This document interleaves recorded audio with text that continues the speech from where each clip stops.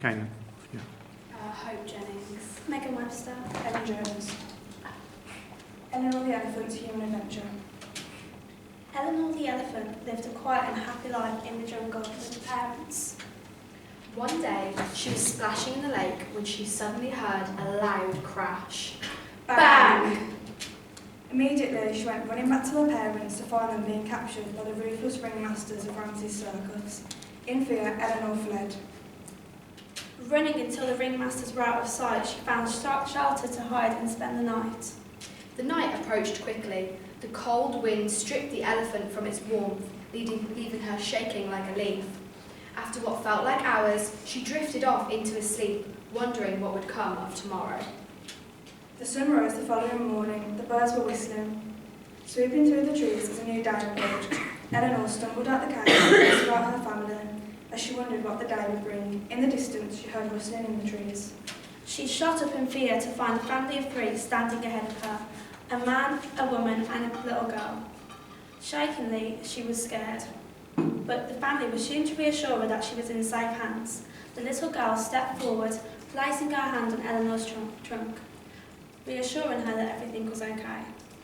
The family led her back to their home, squeezing her into the house and finding the biggest blanket they could to keep her warm. Suddenly, the news played on the TV.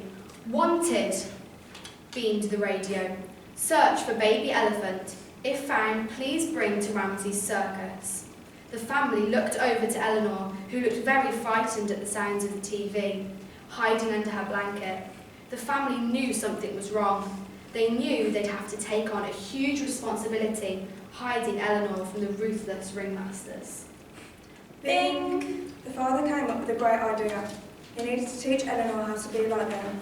To do this, they would need to teach her how to walk like a human, dress like a human, act like a human, and talk like a human. As fast as a cheetah, the mum hurried to find as many fabrics as she could to make Eleanor some clothes. In the meantime, the dad worked on teaching the little elephant to walk and talk. Many months passed until Eleanor perfected being a human, and while still on the hunt, she managed to disguise herself well. She crossed the ruthless ringmaster's path many times and was very close to getting caught. Firstly, they seemed suspicious at a restaurant and wondered, do elephants eat with a knife and fork? Children, do elephants eat with a knife and fork? No.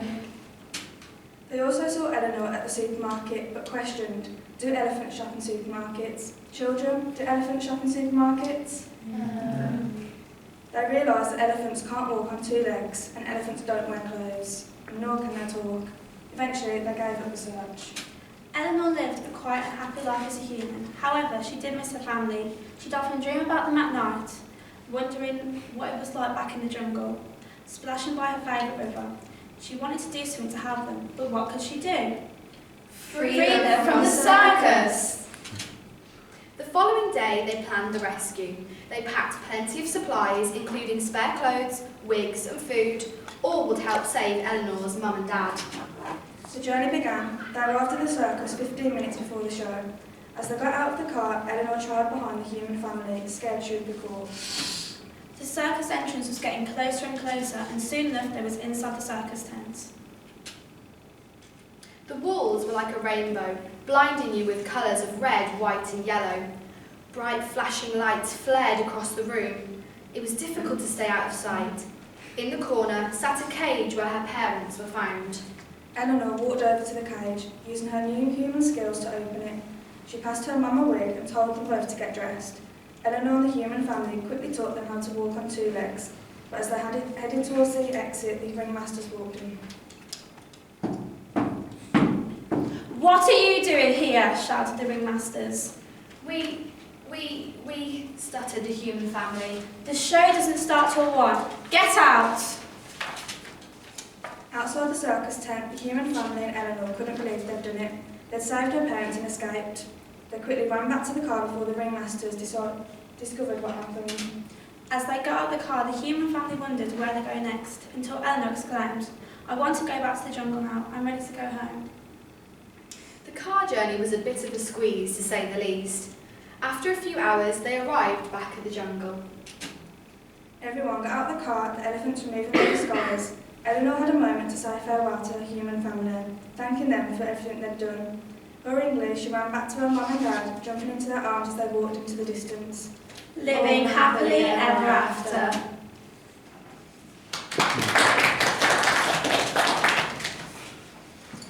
Okay, so now we're going into our speaking and listening part of our PowerPoint. Okay, so first I'm going to start with the links to the national curriculum and the learning objectives within that. So the first one I talked about was participation opportunities. So speaking and listening is essential to the initial introduction of literacy to children. It's practically used in classrooms through storytelling, whether this is by a teacher or digitally. As you saw in our story today, we had kind of multimodal things going on. So we had the PowerPoint and the puppets and the sounds that we made.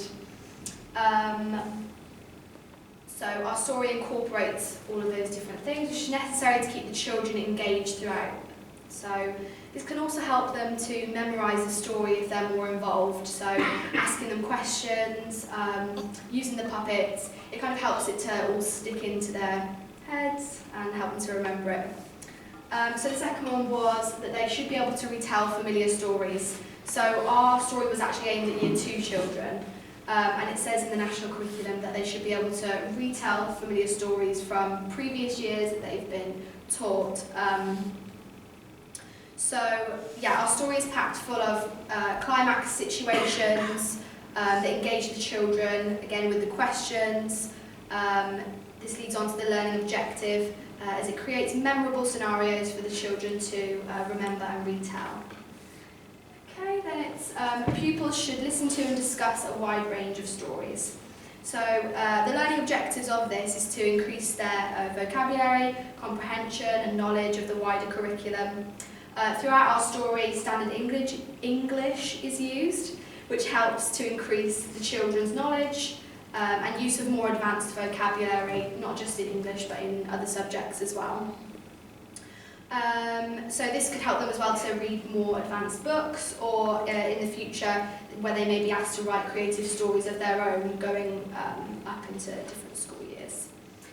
So although reading isn't speaking and listening, I think it's really closely intertwined with it. So I included that they should be able to read without sounding the words out beforehand.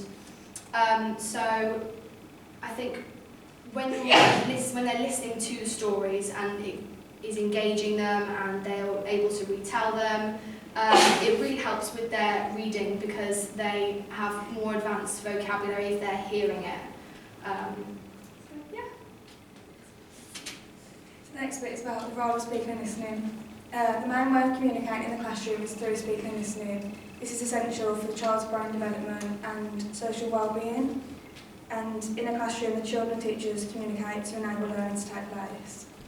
One area of speaking and listening is storytelling. It has a transformational effect on speaking and listening, according to Gorman, and it equips young readers to embrace their creativity. Storytelling can improve a child's vocab, sentence structure and creativity. Much can affect speaking and listening. For example, if a child misbehaves or is distracted or doesn't understand the lesson, then they're not going to be able to listen. And speaking can be easily influenced by different factors, for example, age, environment and the language that you speak. The main focus of speaking and listening is standard English. This refers to English which is most commonly used in the public and professional context. It can be spoken in any accent and is not defined by sound, but by grammar and vocabulary. This is a main focus because it ensures that children's development is more advanced vocabulary takes place, resulting in greater knowledge of the wider curriculum.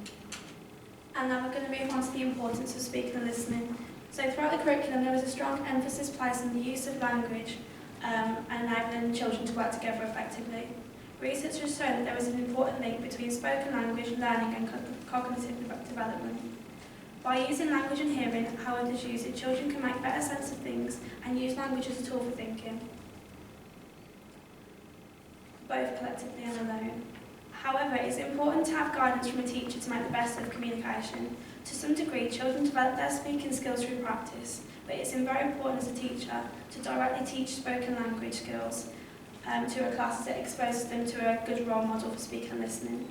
Constructivist theories argues that they place close emphasis on the use of speaking and listening, arguing that the role of interaction between children and adults encourages the development of linguistic skills. In a classroom, teachers should assess the children's learning skills, engage them in dialogues, and involve them in paired and group work.